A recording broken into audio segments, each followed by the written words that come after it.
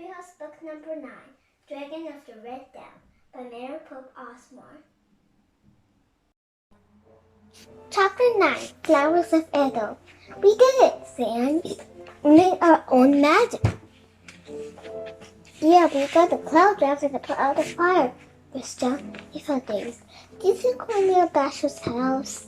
I think so, Sam. We asked the cloud dragon to take us there, so I bet she did. Come on, let's find Basher. Jacqueline and Silver started walking along the edge of the river. They walked barefoot through the mud under dripping trees. Hey, that's the clearing, said Annie. Jacqueline and Annie headed towards the clearing, then the trees on tall grass. Oh no, cried Annie. Look! In the clearing, there was falling on the charred ruins of Basher's house. The single roof had bamboo wall of a little hut burned and collapsed. Where's Basher? said Jack, scared. There, said Annie. The famous poet sat on a long log next to his banana tree in the gray wind. His clothes were blackened. His face was covered with soot. He clutched his writing blocks. Basher! yelled Annie. Basher looked up. A smile crossed his dirty, withered face. I looked for it by the river, but didn't see you, he said. I'm so glad you're safe. We're glad you're safe, too, said Jack. But your castle burned down, said Annie. Used to burn before the miracle of the rain, said Basher sadly.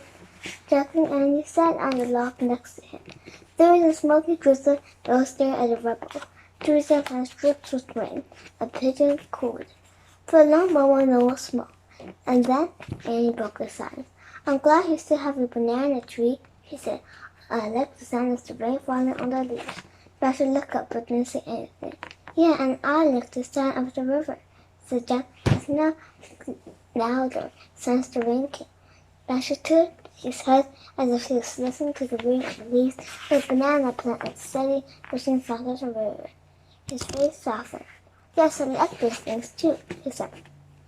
The whole of his wooden book, and I still have my poems. Don't worry, Basher said. Everything can be built again, and your castle will be even more beautiful than before, said Basher. Basher smiled. I suppose that is what the ancients call our flowers, the flowers of Edo. What do you mean? asked Jack. After centuries destroyed by fire, a good museum often takes its place, said Basher. Just as after a bleakless winter, beautiful flowers have promised a spring. I'm sure you'll make many beautiful flowers, said Annie. Thank you, said Basher. I'm sorry, though, that you and Jack will not have a place to stay now. Don't worry, said Annie. We have to travel back to our own house. How far away is that? asked Basher. Very far, said Annie. She and Jack stood up. We'll just need to get back to the pearl garden. We know the way from here. Good, said Basher. Step. Come, I will accompany you back to the garden. Thanks, that would be great, Jack. Basher picked up his walking stick. Thank you, led Jackie and along the bank of the river. Through the light drizzle, they saw a ferry boat moving upstream. Basher waved, and the pilot steered the boat ashore. Jack and Annie followed Basher onto the ferry. The three of them sat together on a wooden bench. The other passengers stared at them. Many had ashes on their clothes and soot on their faces. Jack was relieved to see no samurai were on board.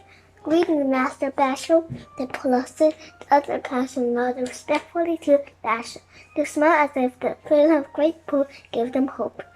The rain was a miracle, were they not, Master Basher? An old woman said. Indeed they were, said Basher. I guess the cloud dragon showed up just in time, said Annie.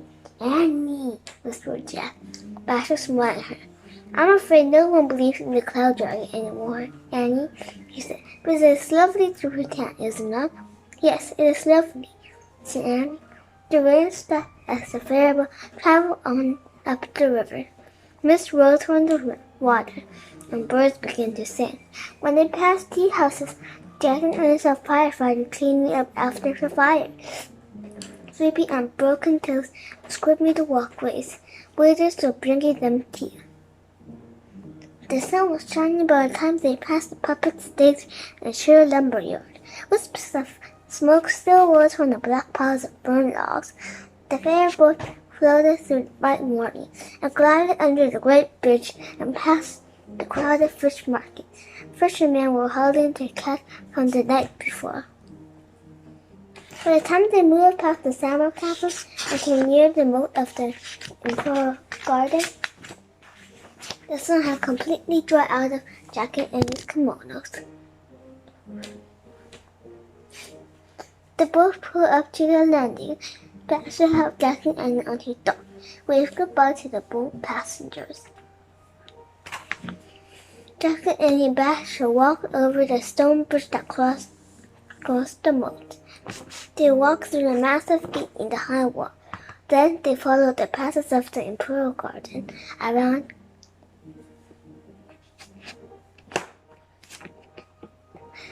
the big rocks and the pond with the swans.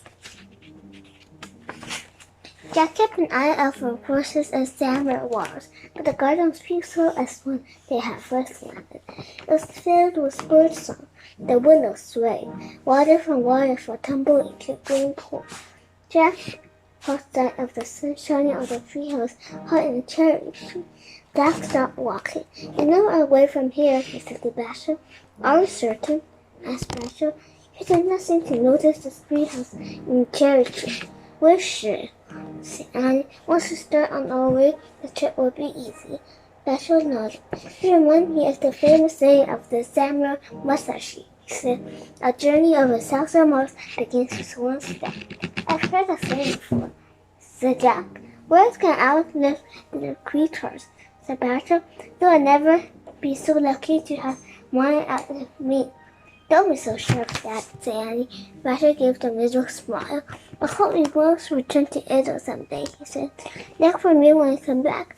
I shall have a lovely new castle by the river then." "Thanks," said Jack. "Goodbye," said Annie. They both bowed to Basher. Basher bowed to them. Then the great boat turned and left them. Falling cherry blossoms floated the air as they walked away. Jack and Annie watched Basher until they could no longer see him. Then they turned to go. But they stopped walking. A man stepped from the shadows of the garden. He wore a blue coat and two swords hung from his belt. "Excuse me," said the samurai. "May I see your passport, please?"